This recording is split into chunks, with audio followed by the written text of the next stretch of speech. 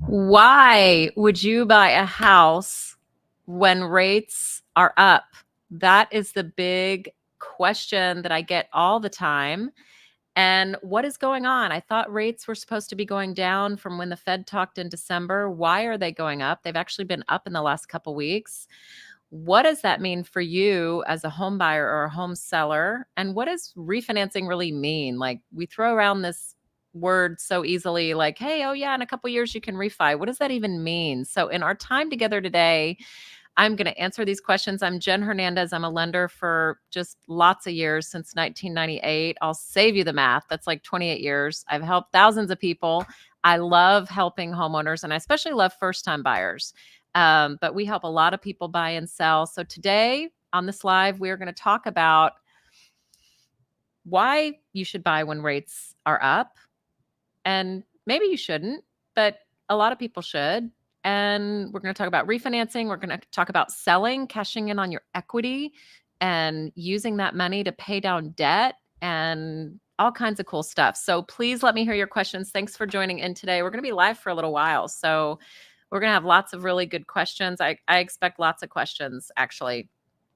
So I'll never forget my third client, JJ. So I started the business in 1995, and my third client, I remember this clearly because you're going to find out in a second. So JJ was a fellow Aggie. He was my third client. He said, "Hey, I bought a house. It's 400,000 and I'm ready." And I said, "Well, the rate's 7%. So in 1995, I remember clearly rates were 7%. I promised him 7%. I left for lunch and I did a couple things. I don't remember what I did. And I came back and I said, "Oh my gosh, I forgot to lock in JJ's rate." And so I go to the fax machine. We did not have computers like we do today back then. So I had to manually fax in this rate lock. I had to save my timestamp, like the whole thing. And there were like 20 faxes. I was actually out of paper because there were faxes everywhere. And the rates had gone up in the 2 hours that I was gone. The rates had gone up 0.5%. Now, back in 1995, things weren't as real time as they are now. So that was like really, really rare. And plus, I knew nothing about what I was doing. I was like, I'd been in the business for like 5 minutes. Like, I had no clue. I was like, what? I promised JJ 7%. So I'm happy to say that I made the right choice, and I made 7% happen for JJ. He did not know that it went to 7.5 because I had made him a promise. I actually borrowed $7,500 from my Aunt Mary Ann, and I paid the difference to, I had to pay for that behind the scenes for him to get his 7%. And that's why I remember JJ so clearly, because it was a very costly mistake early in my career, but that really set the stage for this amazing career in mortgage that I love so, so very much. So thanks for joining me today. Um, so here's the first thing that we're going to talk about. Why in the world, Jennifer, should I buy a house when rates are up right now? I hear it every day. Like, hey, I'm just going to wait it out. I'm just going to wait for rates to go down. Now, for some of you, you do need to do that. Yes. There are some people that the house that they can afford, like, we're maxing out their debt to income ratio, like the payment that we say they can afford and that they can afford is tapped out, and that cannot buy them the house that they want to live in for their family, with the school district, the area, the neighborhood, whatever that might be. So waiting does serve a purpose. Do not get me wrong. There's definitely an affordability gap. We're very aware of that. But there are some of you that can afford the payment. You may not want to, and rates in the sevens. Rates are like pushing 8% this week. Like, rates this week are not great. However, the real estate return, the return on investment in real estate, when you look at graphs, you could just Google any graph, and over like 50 years, you see the trend just going up. In fact, in my 28-year career, I've only seen values go down twice. Once was in 2008. They dipped backwards. In Houston, we rebounded really quickly. We kind of dipped down and then went back up. And then living in Houston, Hurricane Harvey was a huge, massive 3,000-year event. And so our prices dipped a little bit, but that didn't happen around the country. That was just in Houston. So, but then they've made up for it. I mean, COVID exploded everybody's value. So over time, you see a couple little dips, but over time, the real estate increases. And so I can forecast with experience, and I watch the news and I watch economic data. I nerd out on that stuff regarding mortgages. And when the interest rates come down, even just a little bit, there will be people that have been waiting, and they're going to be like little ants in an ant pile, and they're going to be going after all these houses. So my prediction is that the prices of homes will go up. We're going to have inflationary pressure all over again. So that is one reason why it's good to buy now, because you're getting in on the front end before the values, and you're going to enjoy that appreciation. If you bought at 500,000 and you're going to appreciate 10% or 15% in a year, which I predict that we might see that again, you're going to be thankful for that. So the other reason is that rates really are temporary. Another reason, why should I buy when rates are high right now? Well, even Dave Ramsey says it. Like, he has a viral short on Instagram that says, you marry the house, you date the rate. Like, Dave Ramsey coined it. That is a real thing. And rates are temporary. You can refinance. So we are going to talk in a minute. Just stay tuned. We are going to talk about what refinancing means. Let me hear your questions. Hello, Fernando. Thank you for joining. So marrying the house, dating the rate. What does that mean? It means that, you marry the house for long term. Like, you get married for long term. You don't get married thinking that it's going to be a short term thing. And you're in the house for the long term. And those values, by the way, are going to be going up. Like we mentioned, that 50-year graph. You could Google any graph that says 50-year value history, and things are going to go up and get better. So values aren't going to go backwards, but what can go backwards is your interest rate. So in 28 years, I do want to let you know I just passed 4,700 people. Yes, that's a lot. I've financed a lot of people, but I can tell you more than half of those people are refinances, y'all. I mean, I have seen the rates go up and down so many times, just out of the blue. But it will happen. I know that, especially those of you that might be in the younger generation, all you know is 3 and 4% rates. But that actually is not realistic. Like, welcome to the real world. Like, average is kind of 5 to 7% is kind of an average over time, but it doesn't feel good. It doesn't feel good when we've had historically low rates for a while. And COVID wasn't supposed to happen. Like, the blessing of COVID was people got value in their houses that they never thought that they were going to get. So actually, I'd like to talk about that. Let's talk about value in houses. So if you're a current homeowner and you're sitting on value in your house, which a lot of people are, and you're not selling, and you know why you're not selling? Because 80% of the people, this is like a real stat, 80% of the people in the US right now have below 5% on their mortgage. And of that 80%, 60% of the 80, so more than half, have less than 4%. Y'all, I actually had a past client call me the other day, and he has 2.875%. Like, that wasn't supposed to happen, y'all. That was COVID. And he's selling because he has to. He has 4 kids in a 3-bedroom house. So yes, he's selling. He's lifing. Life is lifing, y'all. Life is lifing, and people have to move. But those of you that don't have to move and you have a low rate, definitely you're sitting on it. I don't blame you, because you're like, why would I double my situation? But however, there is some calculation I want to help you with. So we're going to go over that today. If you're a seller or wannabe seller and you're like, how much would I really net out of my house? So we're actually going to go over that super quickly.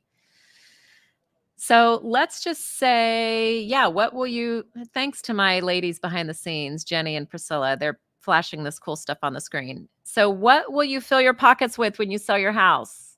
That's a good way to say it. So we're going to use a house example of $400,000. Now, Commissions for realtors is negotiable. You may decide not to use a realtor. I actually am a super proponent of using a realtor. I think you're going to sell your house for more if you use a professional. But let's just, this is just an example. It's not a hardcore cost for sure, but this is a sample. Let's say that you negotiate with the realtor to sell your house for 6%, which means half would go to the one that sells and half goes to the buyer, whoever brings the buyer. Average, now attorney fees, as a seller, you're going to have attorney fees, you're going to have title company fees, there's some docs and recordings. Now in Texas where I am, that's about 1%. You might live in a different state and it will be different, but I'm just going to help you with the general math. Okay. So let's say that to sell is 6% to the realtors and 1% to attorneys and title companies and stuff. So that is $28,000. So I got that by deducting 7%. 7% of 400,000 is 28,000. So we have now a subtotal of 372. So I have subtracted 28,000 from 400. So now you're at 372. Well, you owe a loan, right? So let's say in this example that your current loan is 250,000. So that gives us a new subtotal of 122. So 122, but wait a minute. Hang on.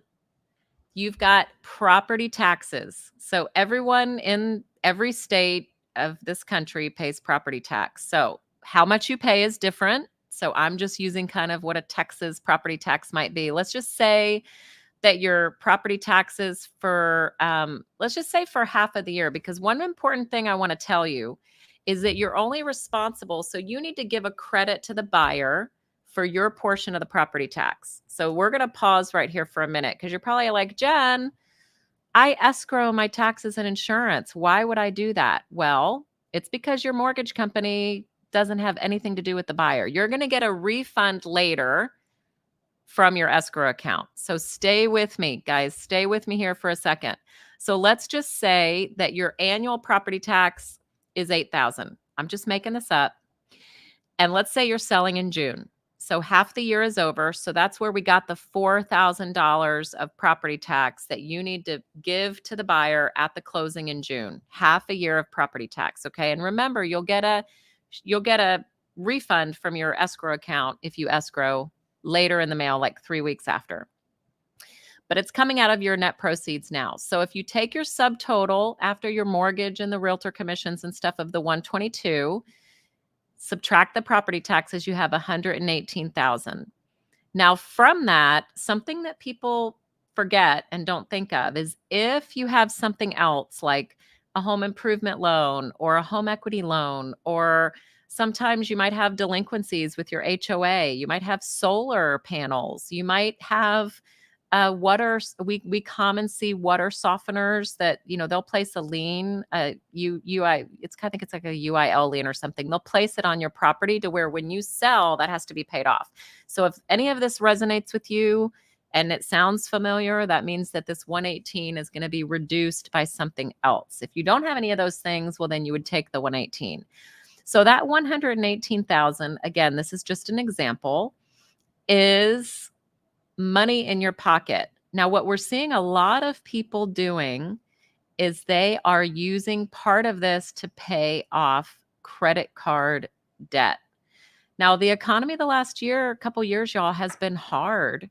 I mean, I myself, I've taken out some loans, but Fernando and I did a home equity line of credit. I said, I want to pay off the cars. I want to pay off some things.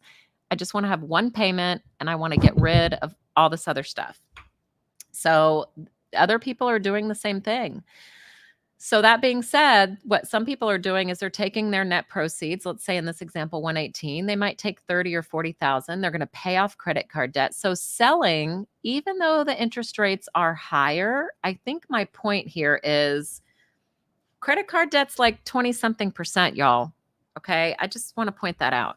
So if you're accumulating credit card debt and you've got pent up money in your house, think about selling the house, taking these proceeds, carving out a portion, paying off credit card debt that's at high interest, and then using the remainder to put on a down payment on a house. Like, let's say you even took half of this And let's say you just took $50,000. I mean, that's still a nice down payment on a house. And yes, you'll have a rate that's higher than what you have now. However, it's going to probably go down in 12 to 18 months, y'all. There are some predictions that rates could see a 5 in them by the end of the year.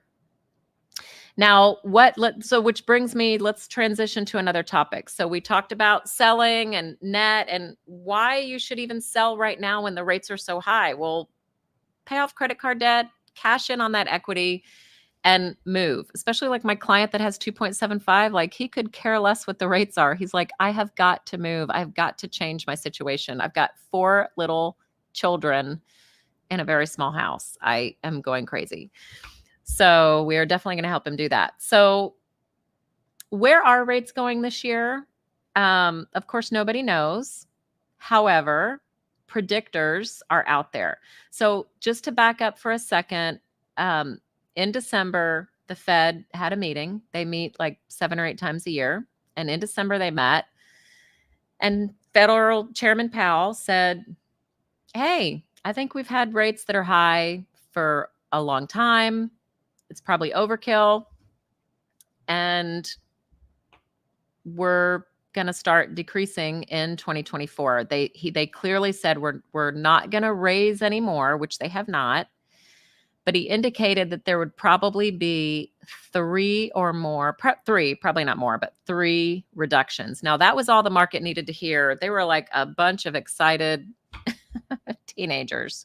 Like, yes, yes, yes, this is amazing. So the rates, we saw a dip in rates in December.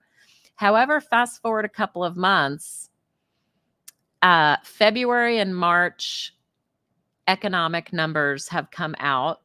So every month they release you hear things in the news about CPI, PPI. These are just acronyms for inflation indicators, okay? So those have come in hotter or higher, aka higher than expected. And what that means is that the economy is still growing. It means that people are still spending money. Why that is a bad thing is that Chairman Powell said, hey, we think that inflation is getting more under control. It's not exactly where we want to see it. Now, this is in December. We want it to be 2%. It's at 3%.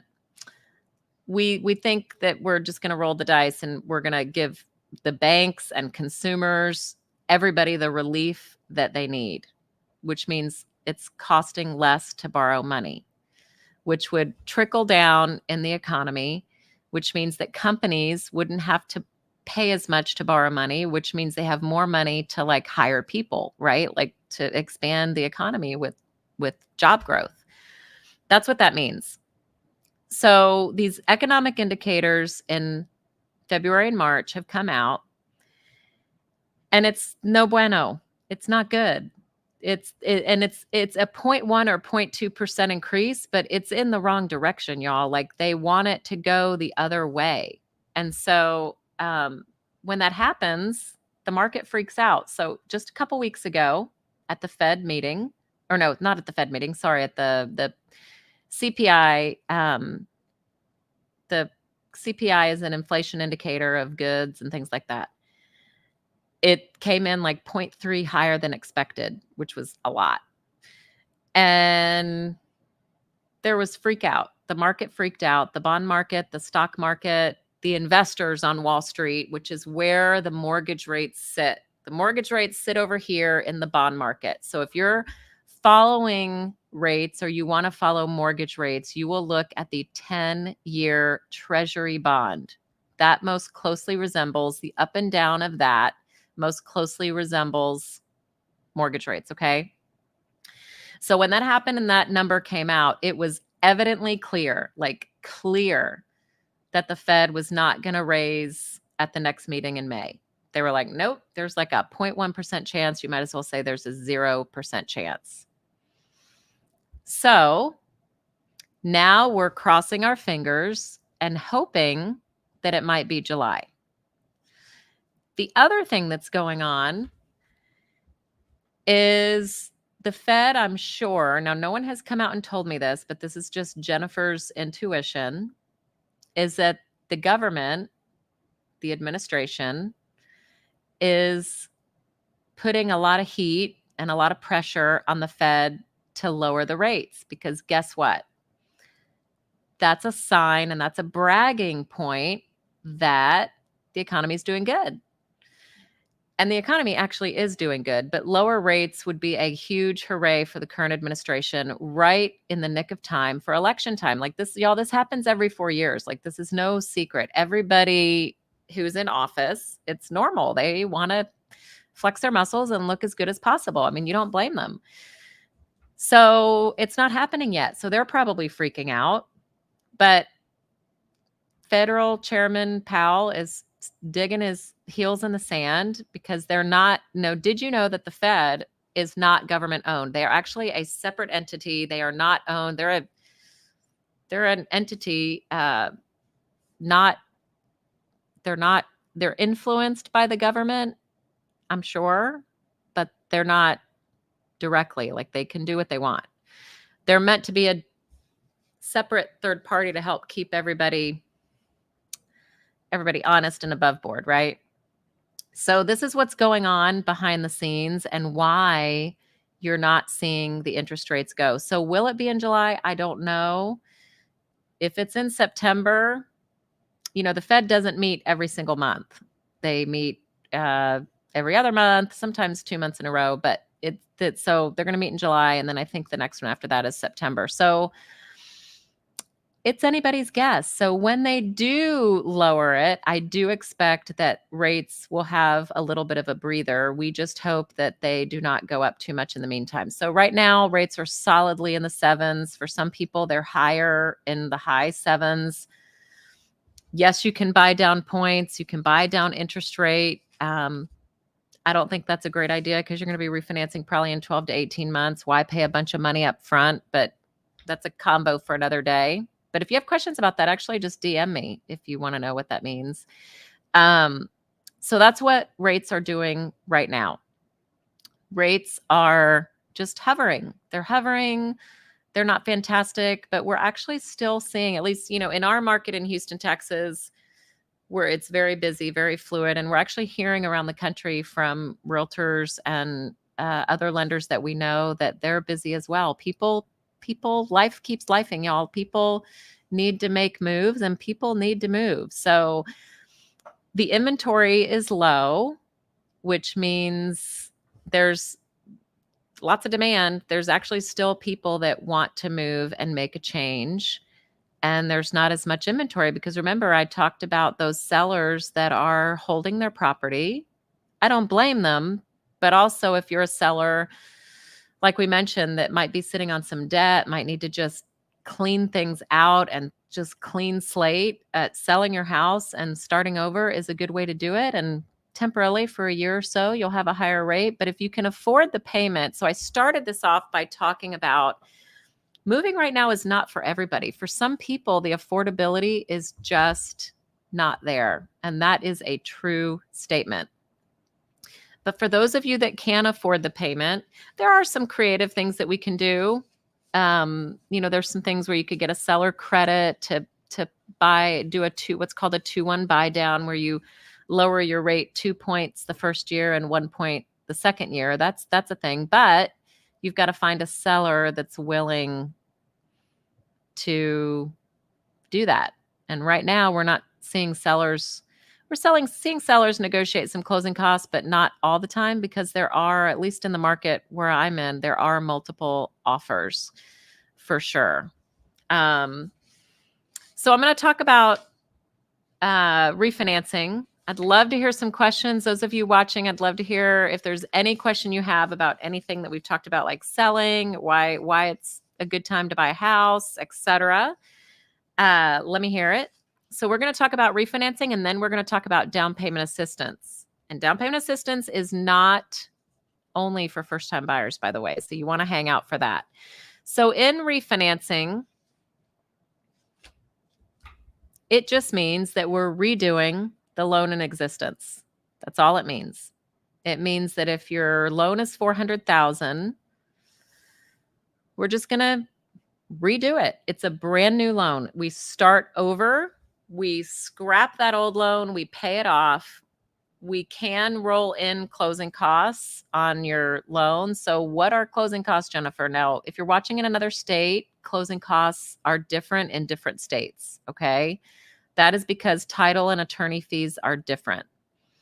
So with my company right now, I work for Legacy Mutual Mortgage. We're a lender. We're a medium-sized lender, and we are giving clients a refinance certificate to waive our lender fees at a refi. We give you 3 years to refi with no lender fees. Yay! But there are title fees. And so the title fees, depending on the state that you live, can vary. So it's several $1,000s depending on your loan amount. So I'm not going to give any exact quotes for that because, again, you could be watching in a different state and it might be different. So those are your fees. You'll have some recording fees. There'll be an appraisal fee if you need an appraisal. A lot of times on refis, we may not need an appraisal. So refinancing is pretty easy. You just give us a couple pay stubs and a couple W-2s, kind of like you did when you purchased. And so we take the $400,000, if that's your balance. We tack on some closing costs, let's say a few $1,000s, and then we refinance that loan. So the biggest question I get is, but I'm doing a new 30-year loan. Like I'm extending the life of my loan. Like I've already been in the house for 2 years. I don't want to extend it another 30. So that's totally fine. We could do a 25-year loan. We could do a 20-year loan. It goes in increments of 5. We can't do a 27-year loan. We can do like in increments of 5. We can do 20. We can do another 30. Keep your payment nice and low, and then you can make extra payments. Like it's no big deal. You can just make extra payments and pay the loan off quicker as if it's a 28-year loan. Or you could do a 25, you could do a 20. We have a lot of people actually in the past. Like I said, I've refinanced thousands of people, so I'm very good at refis. You could go to a 15-year. A lot of times we have people that are saving, let's say you're saving 2% on the interest rate, and your payment on a 15-year or a 10-year is the same as you're used to paying. So we're training you at these high rates. We're training you to pay this amount. You get used to it. It gets comfortable. And then you're like, oh, let me just do a 10 or 15-year loan and pay it off super early. This is amazing. You could do that. Or you could just get into another 30 and have your payment be super, super low. That's what I've always done. I've refinanced a couple times. I'm all about monthly cash flow because I like to invest in other things.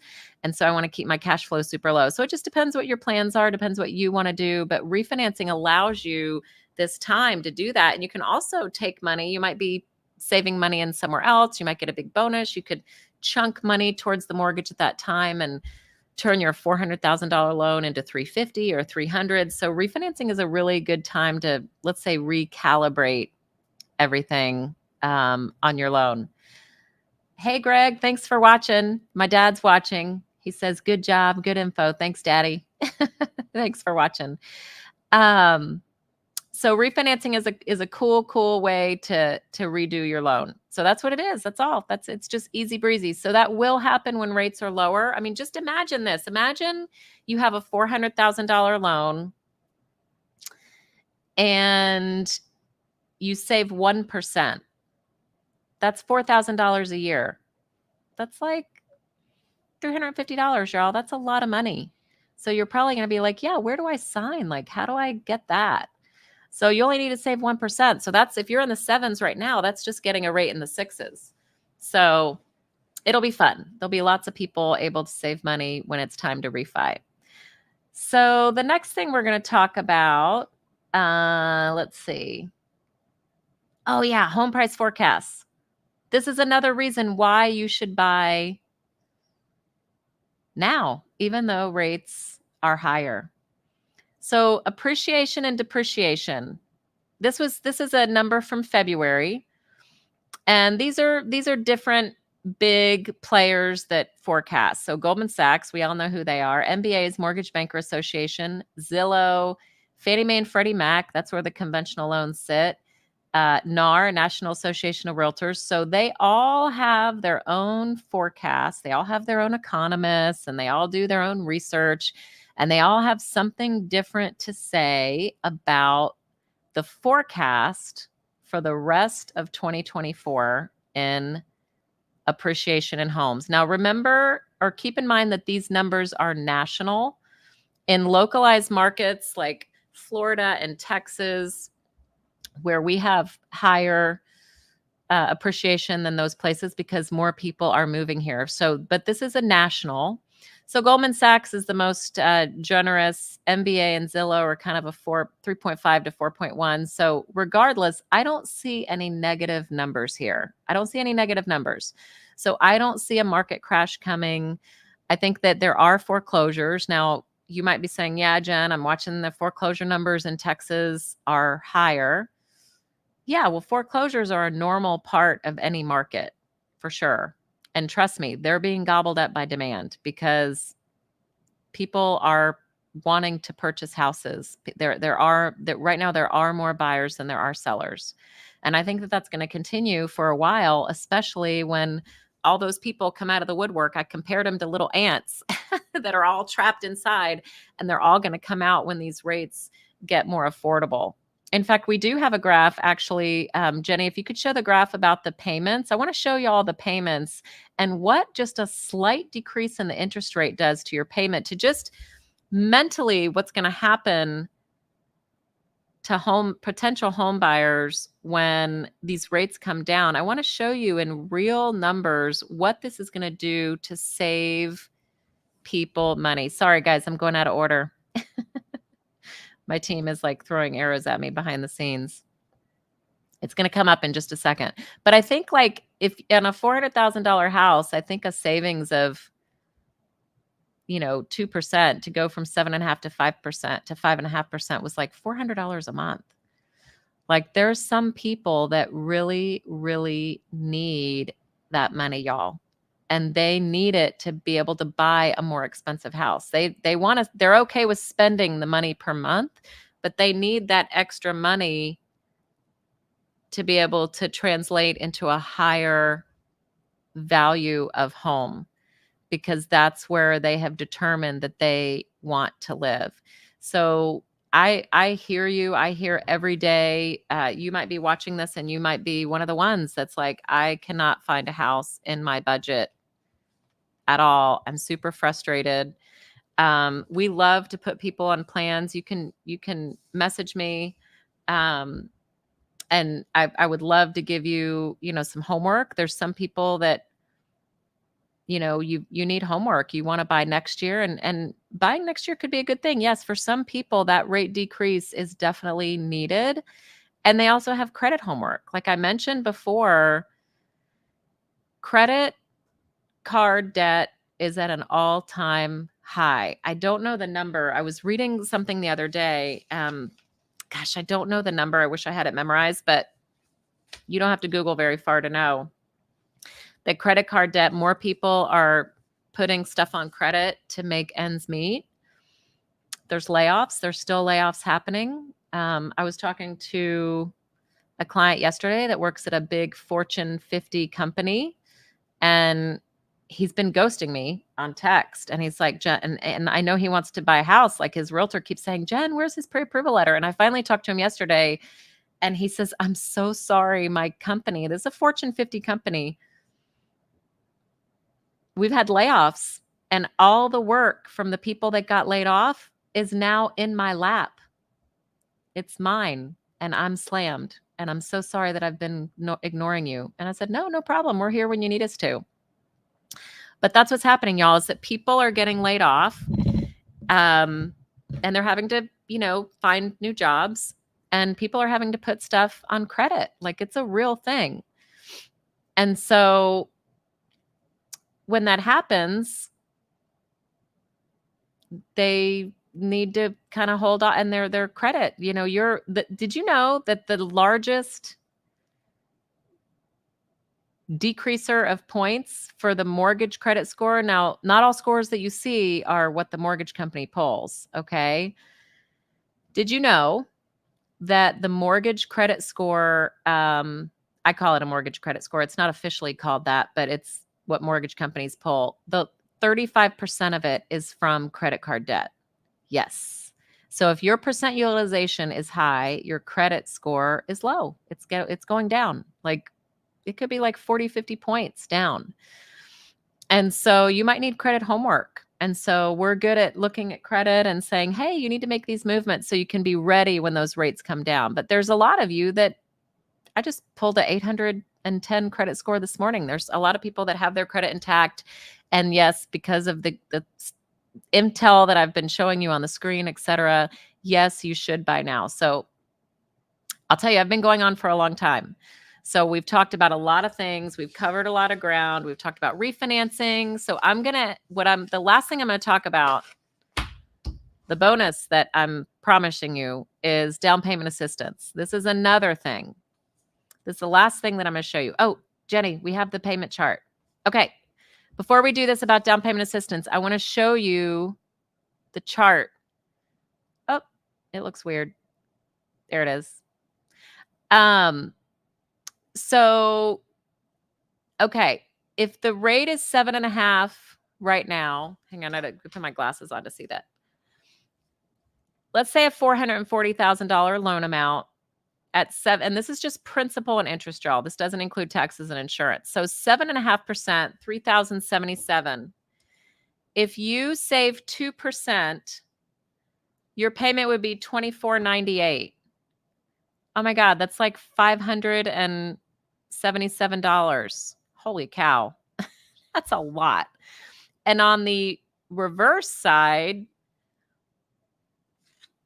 so like let's go to the far right to the point I want to make. Let's say you're in the 360 area.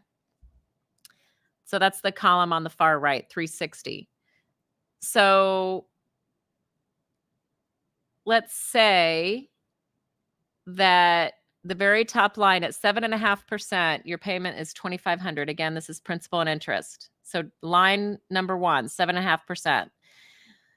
If the rates go down 2%, you can go up to $440. That's an $80,000 increase. So if you look over at the first column, 5.5% is $2,498 a month, which is about $2,500, right?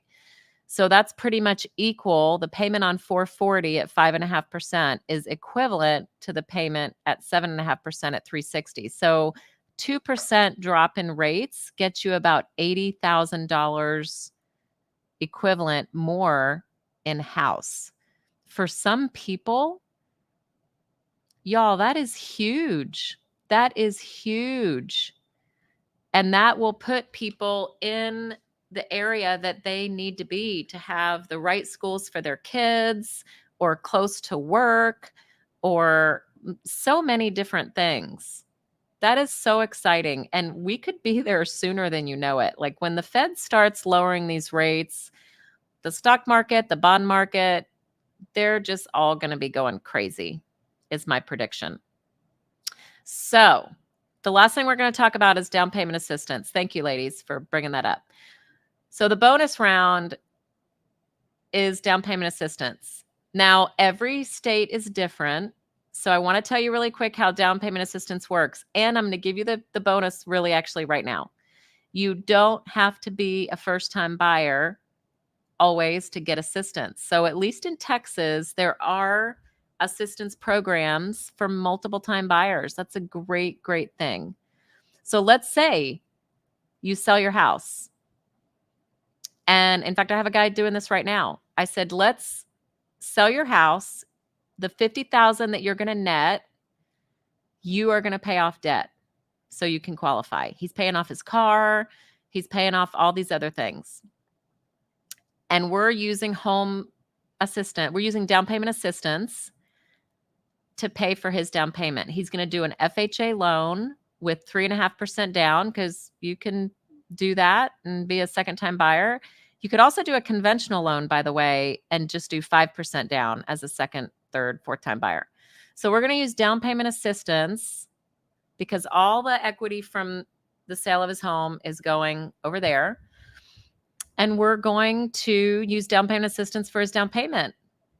And then he'll have a little bit left over. He'll have to pay for closing costs. He'll try to get a seller credit for that, but if he can't, he'll pay that. But down payment assistance is a real thing. So whatever state you're in, I know Texas down payment assistance really, really well. I don't know down payment assistance in every other state, but I can always, if you message me, I know a lot of lenders in a lot of different states. So I'm happy to point you in the right direction if you need DPA. We can loan, by the way. I can lend in like 40 different states around the US. I'm about to do a fourplex in Connecticut. That's exciting. But down payment assistance, I don't always know. So if you needed down payment assistance, I would refer you to a trusted friend in another state. So just DM me if I can help you there. So we've covered a lot of ground, y'all. Girls, is there anything else we should talk about? I don't know. I've talked about a lot. I'm like, I need a snack. I think I need a snack. We've talked for a long time. Are there any graphs we should show? I don't think so. Awesome. Well, listen, please reach out. If I can help you in any way, please let me know. I love to talk about loans. I love to save people money. I cannot wait for refinances to happen. That's actually first-time buyers and refinancing are the two most rewarding parts of my job because I get to save people money. I get to see first-time buyers get in the house, which is super exciting. And I get on refinances, I get to save people money, and that is double exciting.